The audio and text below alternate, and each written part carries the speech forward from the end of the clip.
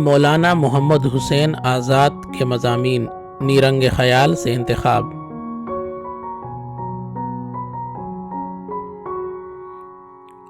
سیر زندگی۔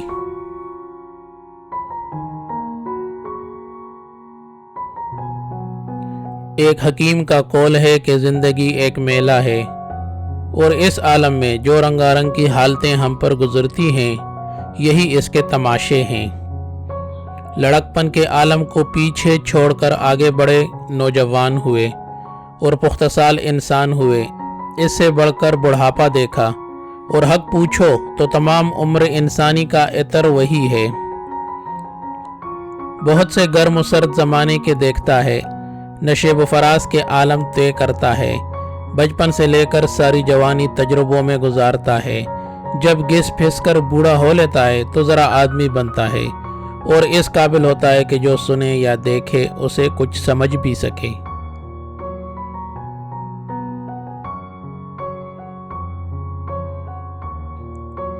جب اس فکرے پر غور کیا اور آدمی کی عدلتی بدلتی حالت کا تصور کیا تو مجھے انواع و اقسام کے خیال گزرے۔ اول تو وقت بوقت اس کی ضرورتوں اور حاجتوں کا بدلنا ہے کہ ہر دم ادنا ادنا چیز کا محتاج ہے۔ پھر اس کی طبیعت کا رنگ پلٹتا ہے کہ ابھی ایک چیز کا طلبگار ہوتا ہے، ابھی اس سے بیزار ہوتا ہے، اور جو کہ اس کے برخلاف ہے اس کا عاشق زار ہوتا ہے۔ پھر غفلت ہے کہ وقت کے دریا میں تیراتی پھرتی ہے۔ لطف یہ ہے کہ سب خرابیاں دیکھتا ہے اور چھوڑنے کو جی نہیں چاہتا۔ میرا دل ان خیالات میں غرق تھا کہ دفعتاً درد و مصیبت کی فریاد، خوشی کے ولولے، ڈر کی چیخیں، ہواؤں کے زور، پانی کے شور ایسے اٹھے کہ میں بے اختیار اچھل پڑا۔ اول تو دل بہت حیران ہوا، بعد تھوڑی دیر کے حواس ٹھکانے ہوئے تو آس پاس کچھ لوگ نظر آئے۔ پوچھنے لگا کہ ہم کس عالم میں ہیں اور کہاں جاتے ہیں اور اس غل کا کیا سبب ہے۔ ایک شخص برابر سے بولا کہ صاحب جاتے کہاں ہو؟ دریائے حیات میں تیر رہے ہو۔ پہلے تو لڑکپن کی نہر تھی کہ جس میں کچھ کشتیوں کی کمزوری سے، کچھ ملاحوں کی غفلت سے، کچھ ان کی بیوقوفی سے لاکھوں بائی بند غارت ہو گئے۔ وہ نہر تو ہم اتر آئے ہیں، اب منجدار سمندر ہے اور ہم ہیں۔ کبھی طوفان ہے، کبھی گرداب ہے، کبھی موجوں کے تپیڑے کھا رہے ہیں۔ یہاں ملاحوں کی ہوشیاری اور چالاکی کے سوا کوئی صورت بچاؤ کی نہیں۔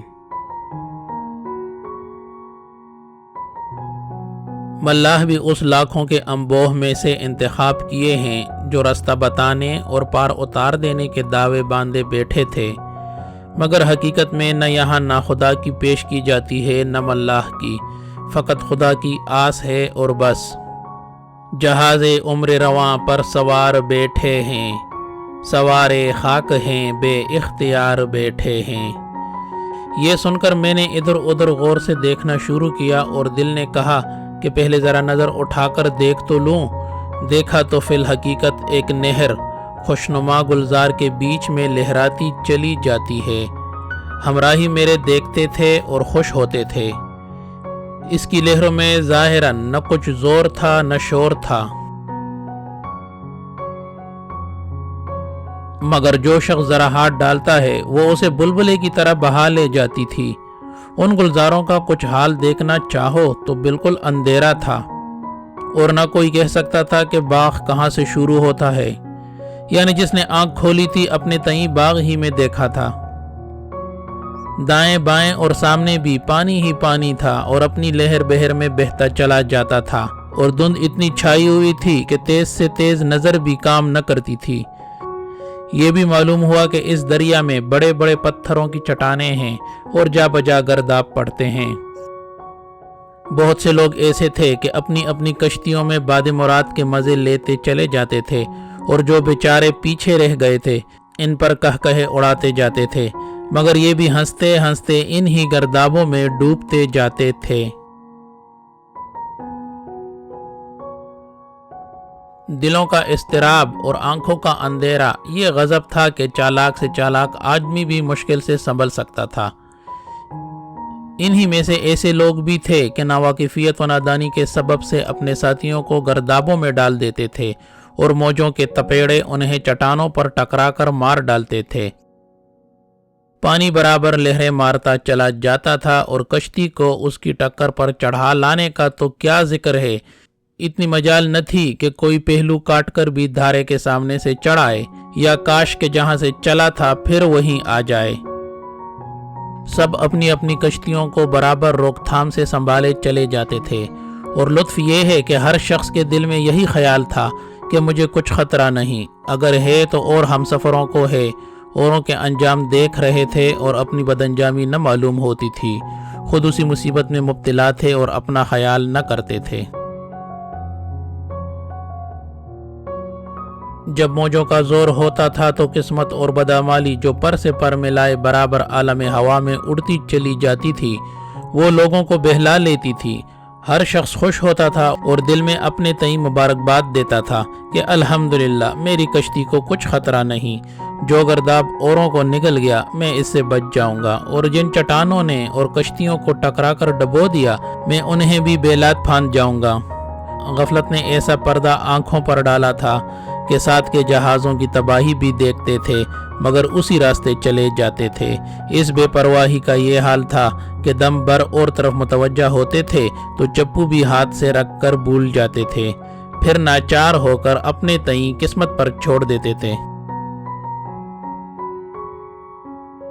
یہ سستی اور بے پرواہی ان کی کچھ اس لیے نہ تھی کہ ایسی زندگی سے سیر ہو گئے تھے، کیونکہ جب ڈوبنے لگتے تھے تو سب چلاتے تھے، داد بے داد کرتے تھے اور اپنے اپنے ساتھیوں کو چیخیں مار کر پکارتے تھے، برائے خدا کوئی آؤ اور ہمیں سنبھالو، اور اکثر آخر وقت میں لوگوں کو نصیحتیں بھی کرتے تھے کہ ہم تو اپنی حماقتوں کی بدولت ان حالتوں کو پہنچے، تم بچے رہنا۔ چنانچہ ان کی اس ہمدردی اور محبت پرستی پر بہت سی تعریفیں بھی ہوتی تھیں، مگر ذرا سی دیر میں پھر بھول جاتے تھے۔ نہ وہ آپ سمجھتے تھے نہ ان کی نصیحت پر کوئی عمل کرتا تھا۔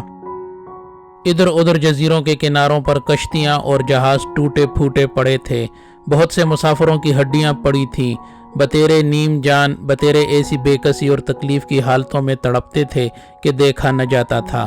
ایک دوسرے کو ان کی مصیبت دکھا کر عبرت دلاتا تھا مگر اپنے دل پر ذرا اثر نہ لاتا تھا۔ جس کشتی پر ہم سوار تھے، حق یہ ہے کہ اس کے جوڑ بند بھی دریائے حیات کی موجوں کے صدمے اٹھانے کے قابل نہ تھے، بلکہ رستے ہی میں ٹوٹتے نظر آتے تھے، اور سب ساتھیوں کو یقین تھا کہ کیسی ہی پھرتی کریں یا زور لگائیں ڈوبنے سے بچتے نہیں۔ جب ان آفتوں کا باہر چرچا ہوا تو جو مست غفلت زندگی کے نشے سے سرخوش بیٹھے تھے وہ بھی غمگین ہو گئے، اچھے اچھے دلیروں کے دل ڈر گئے، اور بزدل نامردوں کو زندگی عذاب موت ہو گئی، بلکہ رنج و غم کے بعد جن راحتوں کی امید ہوتی ہے اس سے بالکل مایوس ہو گئے۔ مگر لطف یہ ہے کہ جن لوگوں کو اس آفت میں زیادہ خطرہ تھا وہی زیادہ تر بے پرواہ تھے، بلکہ سب کا جی یہی چاہتا تھا کہ کسی طرح اس خطر کا خیال دور ہی دور رہے، اور جو جانتے تھے کہ آگے ایسی مصیبتیں آئیں گی جو اٹھائی نہ جائیں گی وہ سامنے نگاہ بھر کے نہ دیکھتے تھے، اس وقت کے لیے کچھ نہ کچھ مشغلے نکال لیتے تھے۔ امید تو ہمیشہ اس راستے میں ساتھ ہی رہتی تھی، اس سے ہنس کھیل کر دل بہلاتے رہتے تھے۔ جن لوگوں کی امید سے بہت راہ تھی ان سے اس نے رفاقت کے بڑے بڑے دعوے کر رکھے تھے، مگر اس میں اتنی سخت بھی نہ تھی جس کے سہارے سے بھاگ کر تو بچ جاتے۔ فقط اتنا وعدہ تھا کہ اوروں سے کچھ پیچھے ڈوبو گے، اور یہ بھولے بالے احمق اتنے ہی وعدے پر راضی تھے۔ در حقیقت امید کی باتیں ان سے مسخرہ پن کے طور پر تھیں، کیونکہ جتنی ان کی کشتیاں پرانی ہوتی جاتی تھیں اتنی ہی بے خبری کے عہد نامے تازے کرتی تھی، اور تعجب یہ ہے کہ جنہیں ڈوبنے کا یقین تھا وہی کاروبار کے لیے زیادہ کمر کستے تھے۔ دریائے زندگی میں ایک بہت خوشنما جزیرہ نظر آیا، اس کے کنارے پر دریا سے لگا ہوا ایک بلند منارہ تھا، اس پر سونے کے حرفوں سے لکھا تھا بد اعتدالیوں کا گلزار۔ جہاں تک جزیرہ کی حد تھی وہاں تک پہاڑ کی بڑی بڑی چٹانیں بلند تھی۔ اسی واسطے ایسے ہیبتناک گرداب پڑتے تھے جہاں سے کشتی کا نکلنا ممکن نہ تھا۔ یہ چٹانیں پانی میں ڈوبی ہوئی تھیں اور جتنی کھلی تھیں نہایت سرسبز اور خوشنما تھیں۔ جوانان مرغزار یعنی ہرے برے درخت ایک دوسرے کے گلے میں ہاتھ ڈالے جوم رہے تھے۔ ٹھنڈی ٹھنڈی ہوائیں آتی تھی، وہیں آرام اپنی پلنگڑی بچھائے لیٹا تھا اور خوشی میٹھے میٹھے سروں میں پڑی ایک ترانہ لہرا رہی تھی۔ یہی مقام رہ گزرے عام کا تھا، اس لیے جو لوگ ادھر سے گزرتے تھے یہاں کی سرسبزی ان کی آنکھوں میں تراوت دیتی تھی۔ ادراک کا ناخدا داہنے ہاتھ پر دوربین لگائے کھڑا تھا کہ مسافروں کو اسی سکڑے راستے سے نکال لے جاتا تھا، مگر خرابی یہ تھی کہ وہ کشتی کھینے کے لیے ان سے ڈانڈا مانگتا تھا کہ صحیح سلامت یہاں سے نکال دے۔ یہ اس باغ پر ایسے مہو ہو رہے تھے کہ جواب بھی نہ دیتے تھے، خواہ وہ خفا ہو کر کہے خواہ منتوں سے مانگے۔ تھوڑے ہی ہوں گے جو اس کا کہنا بھی مانتے ہوں گے، اور دیتے تھے تو اس شرط پر دیتے تھے کہ ان سبززاروں کے پاس سے ہو کر نکلنا کہ ذرا دیکھ کر ہی دل خوش کر لیں، اور عہد لے لو کہ پھر رستے بھر ہم کہیں نہ اٹکیں گے۔ نہ سمجھتے تھے کہ برتنا تو درکنار، ان بلاؤں کے پاس سے نکلنا بھی غضب ہے۔ چھوا اور موا۔ میں نے دیکھا کہ آخر ادراک چابکدست ان کے تقاضوں اور منتوں سے دک ہو گیا اور جزیرہ مذکورہ کی طرف لے چلا۔ اس جزیرے نے کشتی کو اس طرح کھینچا جیسے مقناطیس سوئی کو کھینچے۔ جانے والے بھی گئے تو صحیح، مگر بہت پچھتائے اور جتنا زور تھا سب لگا دیا، لیکن پانی کے آگے ایک نہ چلا۔ غم غلط مسافر اس عالم میں بھی ناچ کود کر خوشیاں مناتے رہے اور مفت جانے گنوا بیٹھے۔ ہاں، جن لوگوں پر ادراک چابکدست کی چالاکی کی تدبیر کارگر ہوئی وہ بچے، مگر بڑے دکھ اٹھا کر بچے، اور نکلے تو جس طرح پہلے چلے جاتے تھے اسی طرح موجوں کے تپیڑوں میں پڑ گئے۔ پانی کے تلاطم کا یہ عالم تھا کہ کشتی چل نہ سکتی تھی، اور یہ باد مخالف اور طغیانی کے ڈر کے مارے ڈرتے ڈرتے کشتی کو لیے جاتے تھے۔ آخر ادھر ان کے زور گھٹتے گئے، ادھر کشتی حیات کے جوڑ بند خراب ہوتے گئے۔ خلاصہ یہ کہ رفتہ رفتہ سب ڈوب گئے، مگر جو ڈوبتا تھا اپنی کوتاہ اندیشی پر بہت پچھتاتا تھا اور اوروں کو نصیحت کرتا جاتا تھا کہ من نہ کر دم شما حذر بکنید، خبردار کوئی جزیرے بے اعتدالی کے سامنے نہ آنا۔ خدا کی قدرت کو جو ایسی پھوٹی کشتیوں کی مرمت کرتے تھے ان کے کاریگر بھی وہیں موجود تھے۔ بہت لوگوں کو اپنے کاریگروں پر بڑا بھروسہ تھا، اور بعض کشتیاں بھی ایسی تھیں کہ انہیں تھوڑا ہی صدمہ پہنچا تھا، مگر معلوم ہوا کہ جنہوں نے تھوڑا صدمہ اٹھایا تھا وہ بھی کچھ نہ جیے۔ روز بروز مرض بڑھتا گیا، آخر ڈوب ہی گئے۔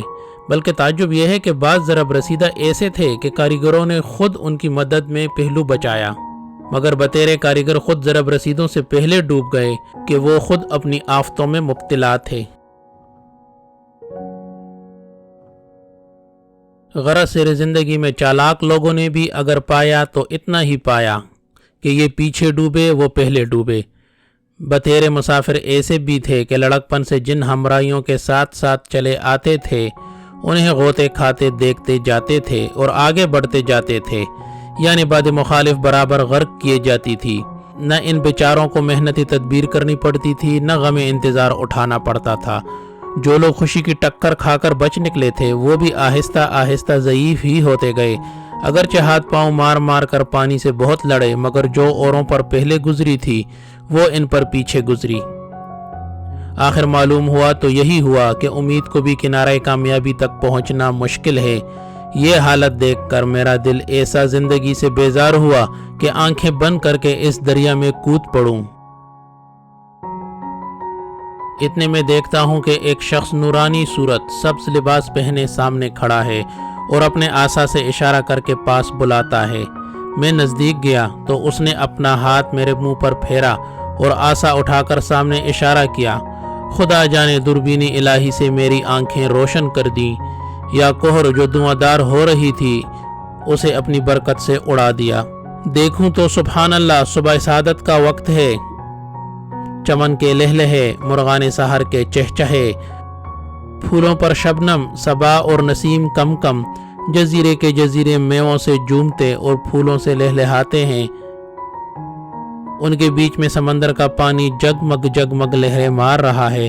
بڑے بڑے عمرا، شرفا، خلعت ہائے فاخرہ اور زرق برق کے لباس پہنے، پھولوں کے طرے سر پر، ہار گلے میں ڈالے، ادھر ادھر درختوں میں شیر پڑتے پھرتے ہیں۔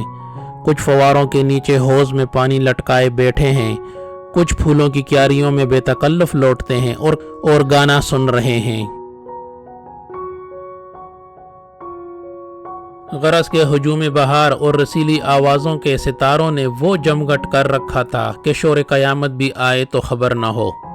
اس عالم کو دیکھ کر میرا ساغر دل خوشی سے چھلک گیا اور بے اختیار یہی جی چاہا کہ اگر باز کے پر ہاتھ آ جائیں تو اڑوں اور اس باغ فرابخش میں جا پڑوں، لیکن اس پیر مرگ نے کہا کہ وہاں جانے کا کوئی رستہ نہیں الا دروازہ موت کہ جس سے تم ڈرتے ہو۔ دیکھو وہ سرسبز اور رنگین جزیرے جو سامنے نظر آتے ہیں اور سمندر کی قالین پر گلکاری کر رہے ہیں، حقیقت میں اس سمندر سے بھی زیادہ پھیلاؤ رکھتے ہیں جہاں تک تمہاری نظر کام کر سکے، بلکہ جہاں تک تمہارا خیال دوڑ سکے۔ اس سے بھی آگے تک لا انتہا چلے جاتے ہیں۔ مرنے کے بعد نیک مردوں اور صاحب دلوں کے گھر یہی ہوں گے۔ جن جن لذتوں کو دل چاہے اور طبیعت کیفیت اٹھائے، سب یہاں موجود ہیں۔ ہر جزیرہ باغ جنت کا مکان ہے کہ اپنے اپنے مکین کے لائق شان ہے۔ کیوں آزاد؟ کیا یہ مقام اس لائق نہیں کہ جان تک بھی ہو تو دے دیجئے اور انہیں لیجئے؟ کیا اس زندگانی کو مصیبت سمجھنا چاہیے جس کی بدولت یہ نعمتیں حاصل ہوتی ہیں؟ کیا موت سے ڈرنا چاہیے؟ کیا ملک عدم کو خوش ہو کر نہ چلنا چاہیے جس کی بدولت ایسی نعمتیں حاصل ہوں؟ نہیں نہیں، ہرگز نہیں۔ اور سنتے ہو، نہ سمجھنا کہ انسان جس کے لیے یہ بے زوال سامان ہے اسے یوں ہی پیدا کر دیا ہے۔ دنیا مقام امتحان ہے، ہم تم یہاں امتحان دینے آئے ہیں۔ امتحان کا نام سنتے ہی چونک پڑا، آنکھ کھول کر دیکھا تو کچھ نہ تھا۔